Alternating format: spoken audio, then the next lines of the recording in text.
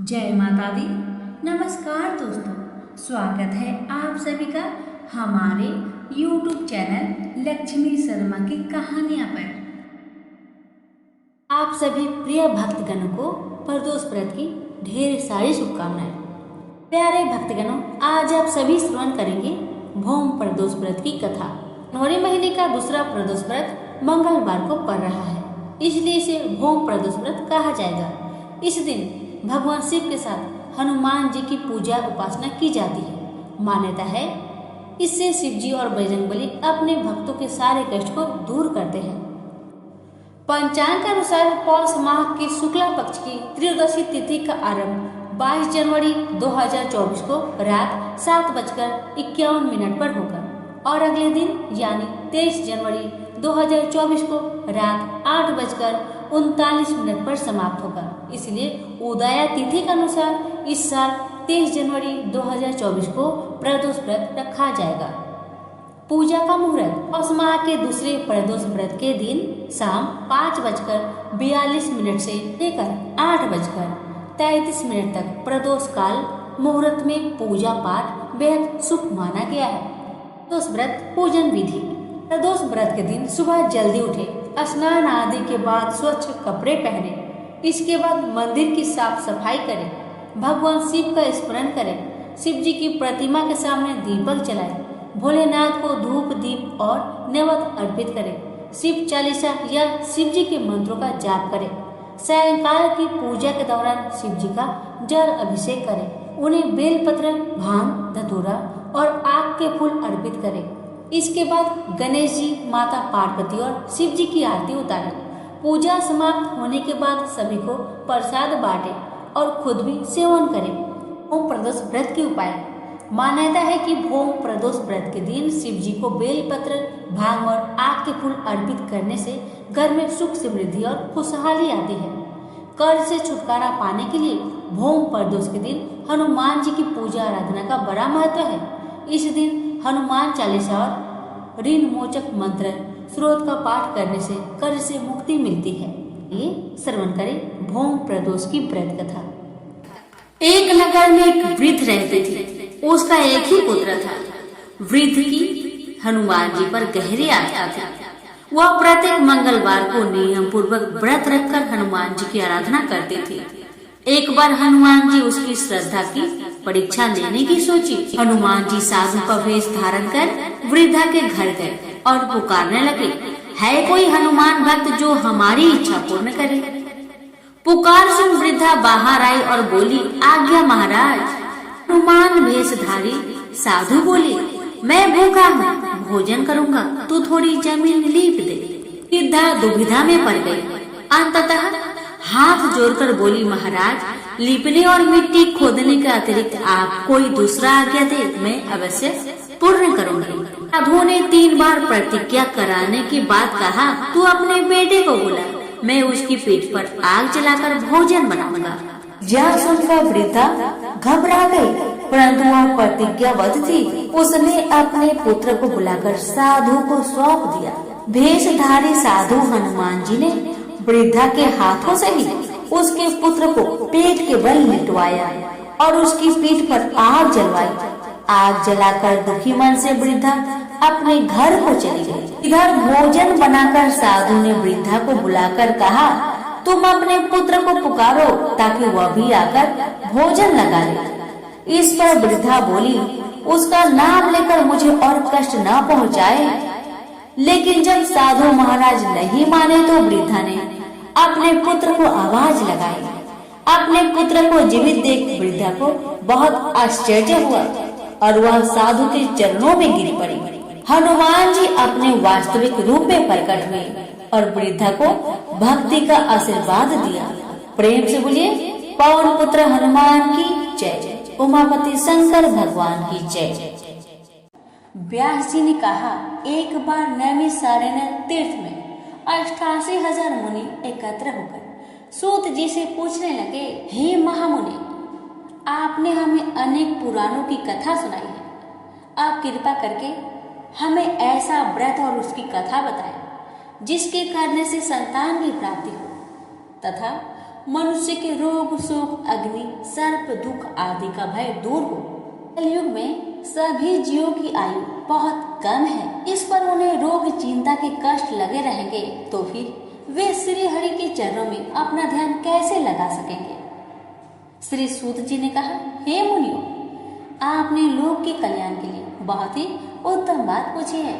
एक बार युधिष्ठिर ने भगवान श्री कृष्ण से लोक कल्याण के लिए यही प्रश्न किया था। भगवान श्री कृष्ण और युधिष्ठिर का संवाद में आपके सामने कहता हूँ, ध्यान देकर सुनिए। एक समय हस्तिनापुर की राजसभा में योगीराज श्री कृष्ण बैठे हुए थे। तब युधिष्ठिर ने भगवान श्री कृष्ण से प्रश्न किया, हे प्रभु नंद नंदन गोविंद, आपने मुझे अनेक कथाएं सुनाई हैं। आज कृपा कर कोई ऐसा व्रत या कथा सुनाइए जिसके करने से मनुष्य रोग चिंता तथा भय से मुक्त हो तथा उसे पुत्र की प्राप्ति हो। हे प्रभु, बिना पुत्र मनुष्य का जीवन व्यर्थ है, वह नरकगामी होता है। पुत्र के बिना मनुष्य पितृ ऋण से छुटकारा नहीं पा सकता और न ही वह पुनः नामक नरक से उद्धार हो सकता है। अतः पुण्यदायक कोई व्रत बतलाए। भगवान श्री कृष्ण ने कहा, हे राजन, मैं एक प्राचीन इतिहास सुनाता हूँ, आप उसे ध्यान पूर्वक सुने। कुंडलपुर नामक एक नगर में नंदा नामक एक महाबुद्धिमान ब्राह्मण रहता था। उसका गुजारा जैसे तैसे चल जाता, परंतु वह बहुत दुखी रहता क्योंकि उसकी कोई संतान नहीं थी। उसकी पत्नी सुनंदा पतिव्रता थी। वह भक्ति पूर्वक श्री हनुमान जी की आराधना करती थी।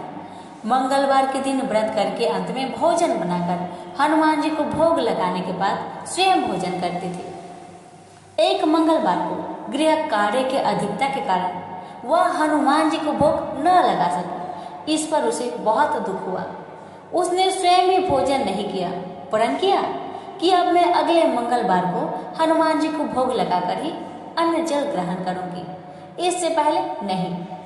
ब्राह्मणी सुनंदा प्रतिदिन भोजन बनाती, श्रद्धा पूर्वक अपने पति को खिलाती, परंतु स्वयं भोजन ग्रहण नहीं करती और मन ही मन श्री हनुमान जी की आराधना करती। इस प्रकार 6 दिन तक ब्राह्मणी सुनंदा अपने प्रण के अनुसार भूखी प्यासी निराहार रही। परंतु 7वें दिन मंगलवार को वह प्रातः काल ही बेहोश होकर गिर पड़ी। सुनंदा की इस असीम भक्ति से श्री हनुमान जी बहुत प्रसन्न हुए और उसके सम्मुख प्रकट होकर बोले, सुनंदा, मैं तेरी भक्ति से बहुत प्रसन्न हूँ, तो उठ और मुझसे वर मांग। सुनंदा अपने आराध्य देव श्री हनुमान जी को अपने समक्ष पाकर आनंद से बेहल हो उनके चरणों में गिर पड़ी और कहा, हे प्रभु, मेरे कोई संतान नहीं है, कृपा करके मुझे संतान प्रदान करें। श्री हनुमान जी ने कहा, तेरी इच्छा पूर्ण होगी, तेरे यहाँ एक कन्या उत्पन्न होगी, उसके अष्टांग प्रतिदिन तुझे सोना दिया करेंगे। इस प्रकार वर देकर श्री हनुमान जी अंतर ध्यान हो गए। ब्राह्मणी सुनंदा बहुत हर्षित हुई। उसने यह समाचार अपने पति से जाकर कहा। ब्राह्मण देव कन्या का वरदान सुनकर कुछ दुखी हुए, परंतु सोना मिलने की बात सुनी तो बहुत प्रसन्न हुए। विचार किया कि ऐसी कन्या के साथ मेरी निर्धनता भी समाप्त हो जाएगी। श्री हनुमान जी की कृपा से वह ब्राह्मणी गर्भवती हुई और 10वें महीने में उसने एक सुंदर कन्या को जन्म दिया। यह कन्या अपने पिता के घर में ठीक उसी तरह बढ़ने लगी जिस प्रकार शुक्ल पक्ष का चंद्रमा बढ़ता है। 10वें दिन ब्राह्मण ने उस बालिका का नामकरण संस्कार करवाया। उसके कुल पुरोहित ने उस बालिका का नाम रत्नवाला रखा। इस कन्या ने पूर्व जन्म में विधि विधान से मंगल देव का व्रत किया था। रत्नबाला का अष्टांग प्रतिदिन बहुत सा सोना देता था। उस सोने से नंदा बहुत धनवान हो गया। ब्राह्मणी सुनंदा भी बहुत अभिमानी हो गई। समय बीतने के साथ रत्नवाला 10 वर्ष की हो चुकी थी। एक दिन सुनंदा ने नंदा ब्राह्मण से कहा, हमारी पुत्री रत्नवाला विवाह योग हो गई है, अतः कोई सुंदर तथा योग वर देखकर उसका विवाह कर दीजिए। यह सुनकर नंदा ब्राह्मण बोला, अभी तो रत्नवाला बहुत छोटी है। तब ब्राह्मणी ने कहा, शास्त्रों की आज्ञा है कि कन्या 8वें वर्ष में गौरी, 9वें वर्ष में रोहिणी, 10वें वर्ष में कन्या, इसके पश्चात रजवाला हो जाती है। गौरी के दान से पाताल लोक, रोहिणी के दान से वैकुंठ लोक, कन्या के दान से इंद्र लोक में सुखों की प्राप्ति होती है। हे पतिदेव, अगर रजवाला का दान किया जाता है तो घोर नरक की प्राप्ति होती है। इस पर नंदा ब्राह्मण ने कहा, अभी तो रत्नवाला छोटी है, 10 वर्ष की है। मैंने तो 16-16 साल की कन्याओं का विवाह कराया है, इतना जल्दी क्या है तुम्हें? तब ब्राह्मणी सुनंदा ने कहा, हे पतिदेव, आपको लोभ अधिक हो गया है। अगर आप 11 वर्ष में कन्या का विवाह नहीं करेंगे तो उसके मासिक धर्म के रक्त का पिता और उसके बड़े भ्राता को पान करना पड़ता है। शास्त्रों में कहा गया है, यदि माता पिता और बड़ा भाई रजवाला कन्या को देखते हैं तो वे नरक के गामी होते हैं। नंदा ने कहा, ठीक है ब्राह्मणी, मैं कल युग भर की तलाश में अपने दूध को भेज दूंगा। दूसरे दिन ब्राह्मण ने दूध को बुलवाया और कहा, मेरी कन्या जैसी सुंदर है उसके लिए वैसा ही सुंदर वर तलाश करके लाओ। दूत स्वामी की आज्ञा पाकर वर खोजने के लिए चल पड़ा। अनेक नगर घूमने के बाद उसने पंपाई नगर में एक सुंदर ब्राह्मण युवक को देखा। यह बालक, जिसका नाम सोमेश्वर था, बहुत गुणवान था। दूत ने इस सुंदर व गुणवान ब्राह्मण पुत्र के बारे में अपने स्वामी को पूर्ण विवरण दिया। ब्राह्मण नंदा को भी सोमेश्वर अच्छा लगा और फिर एक शुभ मुहूर्त में विधि पूर्वक सोमेश्वर को कन्या का दान करके ब्राह्मण ब्राह्मणी संतुष्ट हो गए। परंतु ब्राह्मण नंदा के मन में तो लोभ समाया हुआ था। उसने रत्नवाला का कन्यादान तो कर दिया था, परंतु वह बहुत खिन्न था। उसने विचार किया कि रत्नवाला ससुराल चली जाएगी, इससे जो सोना मुझे मिलता था वह आगे मुझे नहीं मिलेगा। मेरे पास जो धन था कुछ तो इसके शादी में ही खर्च हो गया, और जो शेष बचा है वह भी कुछ दिन पश्चात ही समाप्त हो जाएगा। मैंने इसका विवाह करके बड़ी भूल की है, बड़ी गलती कर दी है। अब उसने विचार किया कि अब कोई ऐसा उपाय मैं करूंगा ताकि रत्नवाला मेरे ही घर बनी रहे। लोभ रूपी राक्षस ब्राह्मण नंदा के मस्तिष्क पर छाता जा रहा था। रात भर सैया पर बेचैनी से करवट बदलते बदलते उसने क्रूर निर्णय लिया। उसने विचार किया कि जब रत्नवाला का पति सोमेश्वर उसे अपने घर वापस ले जा रहा होगा तो वह मार्ग में उसका वध करवा देगा और अपनी पुत्री को अपने घर वापस ले आएगा, जिससे नियमित रूप से उसे सोना भी मिलता रहेगा और समाज का कोई मनुष्य उसे दोष भी नहीं दे सकेगा। प्रातःकाल हुआ। नंदा ब्राह्मण और उसकी पत्नी सुनंदा ने अपने जमादार तथा पुत्री को बहुत सारा धन देकर विदा कर दिया। सोमेश्वर अपनी पत्नी रत्नवाला को लेकर अपने नगर की तरफ चल दिया। ब्राह्मण नंदा महालोभ के भस्मीभूत हो पाप पुण्य का विचार भी भूल चुका था। अपने भयानक व क्रूर निर्णय को कार्य रूप देने के लिए उसने अपने दूत को मार्ग में अपने जमाई का वध करने के लिए पहले ही भेज दिया था। दूत मार्ग में ही छिपकर बैठ गया था और जैसे ही सोमेश्वर उसके पीछे का स्थान पर पहुंचा, ब्राह्मण दूत ने अपने स्वामी का आज्ञा का पालन करते हुए सोमेश्वर का वध कर दिया। इसके पश्चात उसने यह समाचार ब्राह्मण तक भी पहुंचा दिया। अपने जामाता के वध का समाचार प्राप्त कर नंदा ब्राह्मण उस स्थल पर पहुंचा और झूठ मूठ का रुदन करने लगा। अपनी पुत्री से बोला, हे पुत्री, मार्ग में लुटेरे ने तेरी पति का वध कर दिया है। भगवान की इच्छा के आगे किसी का कोई बस नहीं चलता। अब तू घर चल, वहां रहकर अपना शेष जीवन व्यतीत करना। जो भाग्य में लिखा है वही होता है। अपने पति की अकाल मृत्यु से रत्नवाला बहुत दुखी हुई। करुण रुदन व रुदन करती हुई वह अपने पिता से बोली, हे पिताजी, इस संसार में जिस स्त्री का पति नहीं है उसका जीना व्यर्थ है। मैं अपने पति के साथ ही अपने शरीर को भी जला दूंगी और सती होकर अपने इस जन्म को माता पिता के नाम को तथा सास ससुर के यश को सार्थक करूंगी। ब्राह्मण नंदा अपनी पुत्री रत्नवाला के वचनों को सुनकर अवाक रह गया। वह विचार करने लगा, मैंने व्यर्थ ही जमाता वध का पाप अपने सिर ले लिया। रत्नवाला अपने पति के साथ अपने प्राण तक देने को तैयार है। मेरा तो दोनों तरफ से मरण हो गया, धन तो अब मिलेगा नहीं। जमाई वध के पाप के फलस्वरूप यम यातना भी भुगतनी पड़ेगी। यह सोचकर वह बहुत दुखी हुआ। सोमेश्वर की चिता रचाई गई। रत्नवाला सती होने की इच्छा से पति का सिर अपनी गोद में रखकर चिता में बैठ गई। जैसे ही सोमेश्वर की चिता में आग लगाई गई, वैसे ही प्रसन्न हो मंगलदेव वहां प्रकट हुए और बोले, हे रत्नवाला, मैं तेरी पति भक्ति से बहुत प्रसन्न हूँ, तू वर मांग। रत्नवाला ने अपने पति का जीवन दान मांगा। मंगलदेव बोले, रत्नवाला, तेरा पति अजर अमर है, यह बड़ा विद्वान भी होगा। इसके अतिरिक्त तेरी जो इच्छा हो वो वर मांग ले। रत्नवाला ने कहा, हे ग्रहों के स्वामी, यदि आप मुझ पर प्रसन्न हैं तो मुझे यह वरदान दीजिए कि जो भी मनुष्य मंगलवार के दिन प्रातःकाल लाल पुष्प लाल चंदन से पूजा करके आपका स्मरण करे, उसे रोग व्याधि ना हो, सज्जनों से कभी वियोग ना हो, सर्प अग्नि तथा शत्रुओं का भय ना रहे। जो स्त्री मंगलवार का व्रत करे वह कभी विधवा ना हो। मंगलदेव तथास्तु कहकर अंतर्ध्यान हो गए। मंगलदेव की कृपा से सोमेश्वर जीवित हो उठा।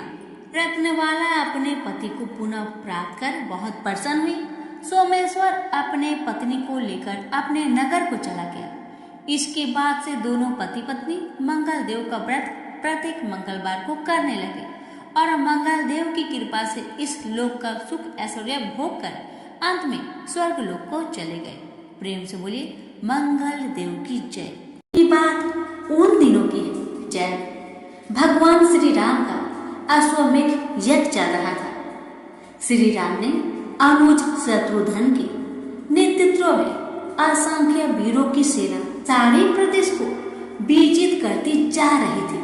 जहां भी यज्ञ का अश्व जा रहा था, इस कर्म में कई राजाओं के द्वारा यज्ञ का घोड़ा पकड़ा गया, लेकिन अयोध्या की सेना के आगे उन्हें झुकना पड़ा। शत्रुघ्न के अलावा सेना में हनुमान, सुग्रीव और भरत पुत्र पुष्कर सहित कई महारथी उपस्थित थे। इन्हें जितना देवताओं के लिए भी संभव नहीं था। कई जगह भ्रमण करने के बाद यज्ञ का घोड़ा देवपुर पहुंचा, जहां राजा वीरमणि का राज्य था। राजा वीरमणि अति धर्मनिष्ठ तथा श्री राम एवं महादेव के अनन्य भक्त थे। उनके दो पुत्र रुक्मांगद और शुभंगद वीरों में श्रेष्ठ थे। राजा वीरमणि के भाई वीर सिंह भी एक महारथी थे। राजा वीरमणि ने भगवान रुद्र की तपस्या कर उन्हें प्रसन्न किया था और महादेव ने उन्हें उनकी और उनके पूरे राज्य की रक्षा का वरदान दिया था। महादेव के द्वारा रक्षित होने के कारण कोई भी उनके राज्य पर आक्रमण करने का साहस नहीं करता था। अब अश्व उनके राज्य में पहुंचा तो राजा वीरमणि के पुत्र रुक्मांगद ने उसे बंदी बना लिया और अयोध्या के साधारण सैनिकों से कहा, यज्ञ का घोड़ा उनके पास है, इसलिए वे जाकर शत्रुघ्न से कहे कि विधिवत युद्ध कर वो अपना अश्व घोड़ा छुड़ा ले। जब रुक्मांगद ने यह सूचना अपने पिता को दी तो वे बड़े चिंतित हुए और अपने पुत्र से कहा कि अनजाने में तुमने श्री राम की यज्ञ का घोड़ा पकड़ लिया है। श्री राम हमारे मित्र हैं और उनसे शत्रुता करने का कोई औचित्य नहीं है, इसलिए तुम यज्ञ का घोड़ा वापस लौटाओ। इस पर रुक्मांगद ने कहा कि हे पिताश्री, मैंने तो उन्हें युद्ध की चुनौती भी दे दी है, अतः अब उन्हें बिना युद्ध के अश्व लौटाना हमारा और उनका दोनों का अपमान होगा। अब तो जो हो गया है उसे बदला नहीं जा सकता, इसलिए आप मुझे युद्ध की आज्ञा दे। पुत्र की बात सुनकर वीरमणि ने उसे सेना सुसज्जित करने की आज्ञा दे दी। राजा वीरमणि अपने भाई वीर सिंह और अपने दोनों पुत्रों रुक्मांगद और शुभंगद साथ विशाल सेना लेकर युद्ध के क्षेत्र में आ गए। इधर जब शत्रुघ्न को सूचना मिली कि उनके यज्ञ का घोड़ा बंदी बना लिया गया है, तो वो बहुत क्रोधित हुए एवं अपनी पूरी सेना के साथ युद्ध के लिए युद्ध क्षेत्र में आ गए। उन्होंने पूछा कि उनकी सेना से कौन अश्व को छुड़ाएगा। तो भारत पुत्र पुष्कल ने कहा कि तातश्री, आप चिंता ना करें, आपके आशीर्वाद और श्री राम के प्रताप से मैं आज ही इन सभी योद्धाओं को मारकर अश्व को मुक्त करता हूँ। वे दोनों इस प्रकार बात कर रहे थे कि पवनसुत हनुमान ने कहा कि राजा वीरमणि के राज्य पर आक्रमण करना स्वयं परमपिता ब्रह्मा के लिए भी कठिन है, क्योंकि ये नगरी महाकाल द्वारा रक्षित है। अतः उचित यही होगा कि पहले हमें बातचीत द्वारा राजा वीरमणि को समझाना चाहिए। अगर हम ना समझा पाए तो हमें श्री राम को सूचित करना चाहिए। राजा वीरमणि श्री राम का बहुत आदर करते हैं, इसलिए वे उनकी बात नहीं टाल पाएंगे। हनुमान की बात सुनकर शत्रुघ्न बोले कि हमारे रहते अगर श्री राम को युद्ध भूमि में आना पड़े तो ये हमारे लिए अत्यंत लज्जा की बात है। अब जो भी हो, हमें युद्ध तो करना ही पड़ेगा। ये कहकर वे सेना सहित युद्ध भूमि में पहुंच गए। भयानक युद्ध छिड़ गया। भरत पुत्र पुष्कल सीधा जाकर राजा वीरमणि से भिड़ गया। दोनों अतुल्य वीर थे। वे दोनों तरह तरह के शास्त्रों का प्रयोग करते हुए युद्ध करने लगे। हनुमान राजा वीरमणि के भाई महापराक्रमी वीर सिंह से युद्ध करने लगे। रुकमांगद और शुभमांगद ने शत्रुघ्न पर धावा बोल दिया। पुष्कल और वीरमणि में बड़ा घमासान युद्ध हुआ। अंत में पुष्कल ने वीरमणि पर 8 नाराज बाणों से वार किया। इस बार को राजा वीरमणि सह नहीं पाए और मूर्छित होकर अपने रथ पर गिर पड़े। वीर सिंह ने हनुमान पर कई अस्त्रों का प्रयोग किया, पर उन्हें कोई हानि ना पहुंचा सके। हनुमान ने एक विकट पेड़ से वीर सिंह पर वार किया। इससे वीर सिंह रक्त वमन करते हुए मूर्छित हो गए। उधर शत्रुघ्न और राजा वीरमणि के पुत्रों में असाधारण युद्ध चल रहा था। अंत में कोई चारा ना देखकर शत्रुघ्न ने दोनों भाइयों को नाग पास में बांध लिया। अपनी विजय देखकर शत्रुघ्न की सेना के सभी वीर सिंहनाद करने लगे। उधर राजा वीरमणि की मूर्छा दूर हुई तो उन्होंने देखा कि उनकी सेना हार के कगार पर है। ये देखकर उन्होंने भगवान रुद्र का स्मरण किया। महादेव ने अपने भक्त को मुसीबत में जानकर वीरभद्र के नेतृत्व में नंदी भृंगी सहित सारे गणों को युद्ध क्षेत्र में भेज दिया। महाकाल के सारे अनुचर उनकी जय जयकार करते हुए अयोध्या की सेना पर टूट पड़े। शत्रुघ्न, हनुमान और बाकी योद्धाओं को लगा कि जैसे प्रलय आ गया हो। जब उन्होंने भयानक मुख वाले रुद्र अवतार वीरभद्र, नंदी, भृंगी सहित महादेव की सेना देखी तो सारे सैनिक भय से कांप उठे। शत्रुघ्न ने हनुमान से कहा कि जिस वीरभद्र ने बात ही बात में दक्ष प्रजापति की मस्तक काट डाला था और जो तेज और समता में स्वयं महाकाल के समान है, उसे युद्ध में कैसे हराया जा सकता है।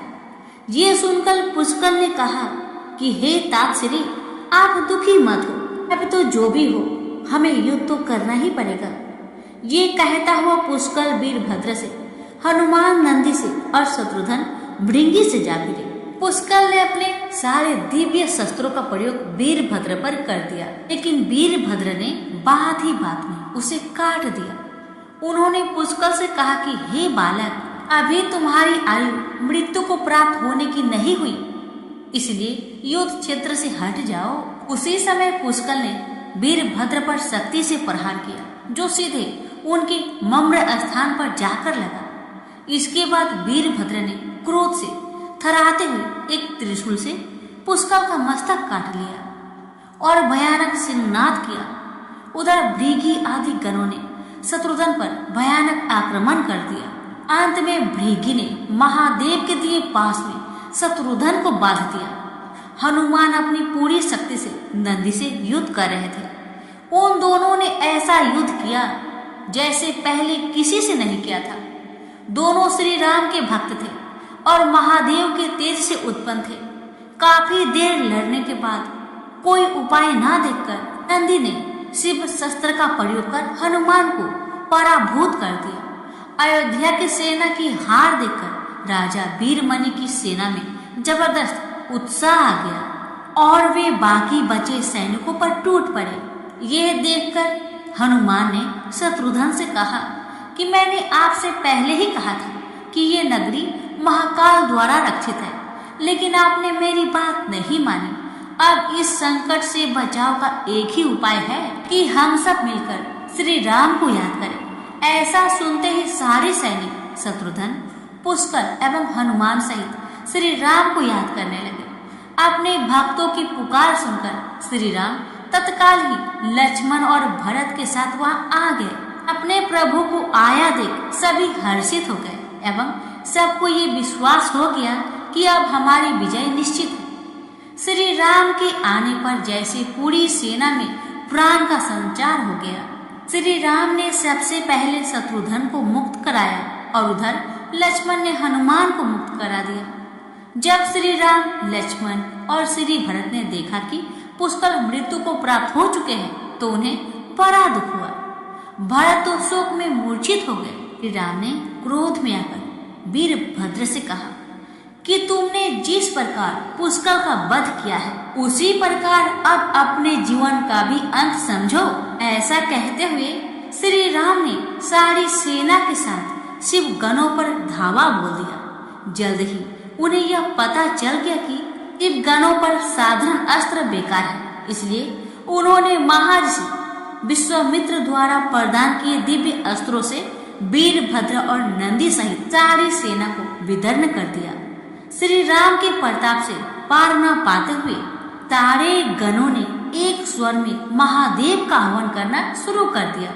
जब महादेव ने देखा कि उनकी सेना बड़े कष्ट में है तो वे स्वयं युद्ध क्षेत्र में प्रकट हुए। इस अद्भुत दृश्य को देखने के लिए परमपिता ब्रह्मा सहित सारे देवता आकाश में स्थित हो गए।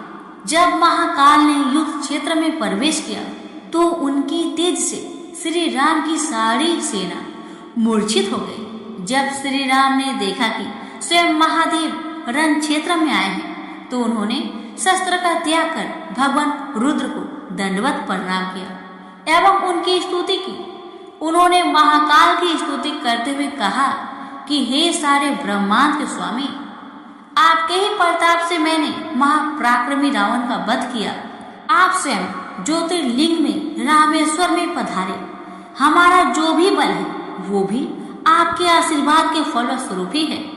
ये जो असमय यज्ञ मैंने किया है वो भी आपकी ही इच्छा से ही हो रहा है, इसलिए आप हम पर कृपा करें और इस युद्ध का अंत करें।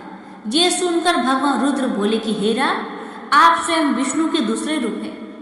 मेरी आपसे युद्ध करने की कोई इच्छा नहीं है, फिर भी चूंकि मैंने अपने भक्त वीरमणि को उसकी रक्षा का वरदान दिया है कि मैं इस युद्ध से पीछे नहीं हट सकता, अतः संकोच छोड़कर आप युद्ध करें। श्री राम ने इसे महाकाल की आज्ञा मानकर युद्ध करना शुरू किया। दोनों में महान युद्ध छिड़ गया, जिसे देखने देवता लोग आकाश में स्थित हो गए। श्री राम ने अपने सारे दिव्य शस्त्रों का प्रयोग महाकाल पर कर दिया, पर उन्हें संतुष्ट नहीं कर सके। अंत में उन्होंने पशुपता शस्त्र के साधन किया और भगवान शिव बोले कि हे प्रभु, आपने ही मुझे ये वरदान दिया है कि आपके द्वारा प्रदत्त इस अस्त्र से त्रिलोक में कोई पराजित हुए बिना नहीं रह सकता। इसलिए हे महादेव, आपकी ही आज्ञा और आपकी ही इच्छा से मैं इसका प्रयोग आप पर ही करता हूँ। ये कहते हुए श्री राम ने वो महान दिव्य शस्त्र भगवान शिव पर चला दिया। वो अस्त्र सीधा महादेव के हृदय स्थल में समा गया और भगवान रुद्र इससे संतुष्ट हो गए।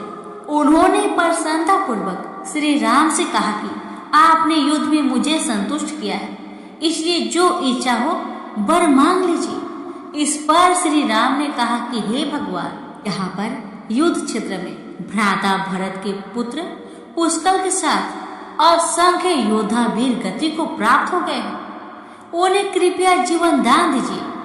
महादेव ने मुस्कुराते हुए तथास्तु कहा और पुष्कर समेत दोनों और के सारे योद्धाओं को जीवित कर दिया। इसके बाद उनकी आज्ञा से राजा वीरमणि ने यज्ञ का घोड़ा श्री राम को लौटा दिया और अपना राज्य रुक्मांगद को सौंपकर वे सभी शत्रुघ्न के साथ आगे चल दिए। प्रेम से बोलिए उमापति शंकर भगवान की जय, श्री रामचंद्र की जय। सुनिए हनुमान चालीसा।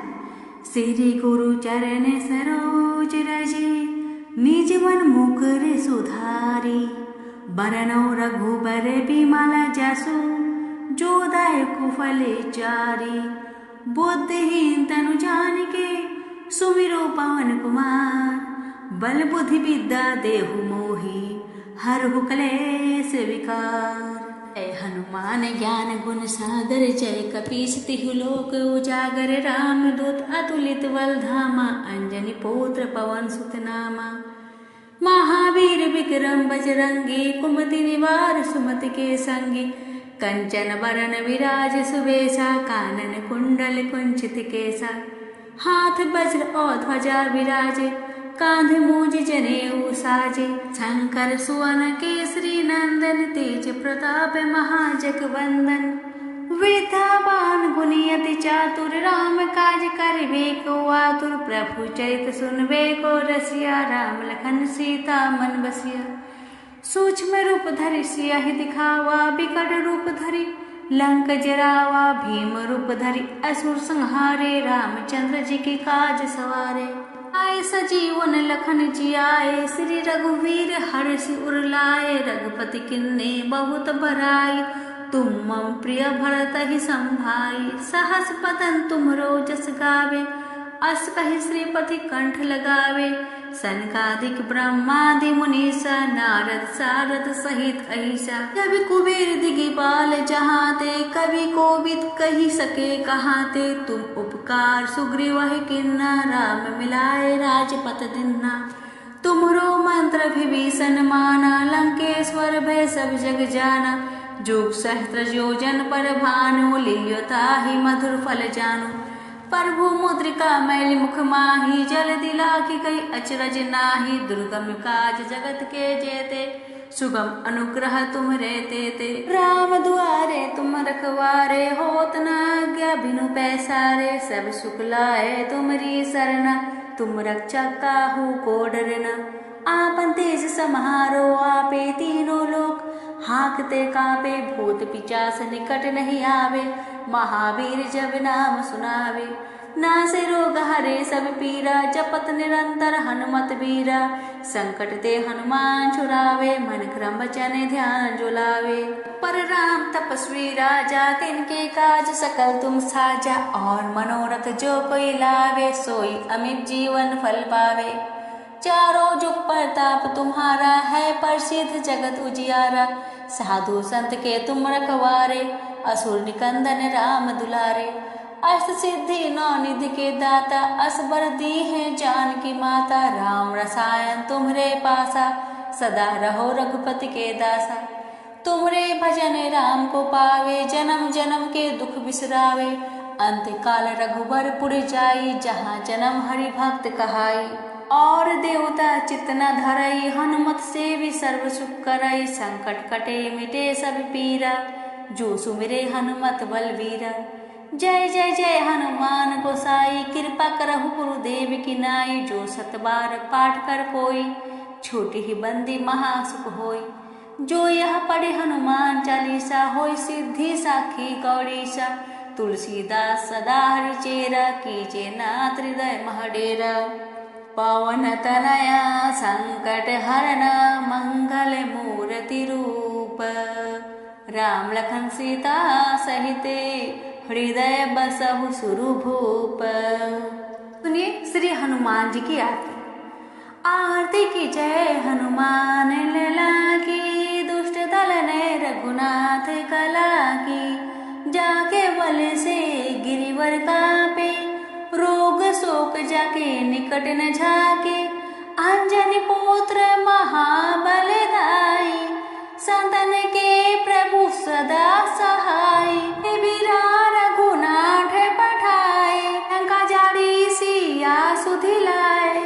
लंका सकट समुद्र सिखाई, जाते पावन सुते बारन लाई, लंका जारी असुर संहारे, सिया राम जी के काज सवारे, लक्ष्मण मूर्छित परे सकारे, आनी सजीवनी प्राण उबारे, पैठी पाताल तेरी चमकारे, आई रावण के भुजा उखारे, बाएं भुजा सुर धल मारे, दाहिने भुजा सत्य जन तारे, सुर नर मुनि जन आरती उतारे, जय जय जय हनुमान उचारे, कंचन थारे कपूर लो छाई, आरती करती अंजन माई, जो हनुमान जी की आरती गावे, बसी बैकुंठ परम पद पावे, लंक विध्वंस किन्हीं रघुराई, तुलसीदास प्रभु करती गाई, आरती की जय हनुमान लला की, दुष्ट दलन रघुनाथ कला की। प्रेम से बोलिए पवन पुत्र हनुमान की जय।